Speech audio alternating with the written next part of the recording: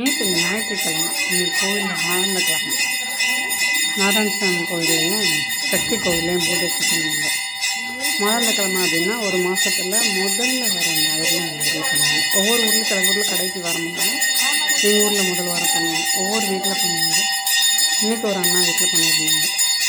அதுதான் ஃபஸ்ட்டு சக்தி கோயிலில் சக்கரை பொங்கல், பணியாரம், பாலும் பழமும், அப்புறம் கொண்டக்கடலை. ஐயா கோயிலில் வந்து அன்னப்பால் கொடுத்தாங்க. இப்போ நீங்கள் பூஜையை பாருங்கள். இது சக்தி கோவில்.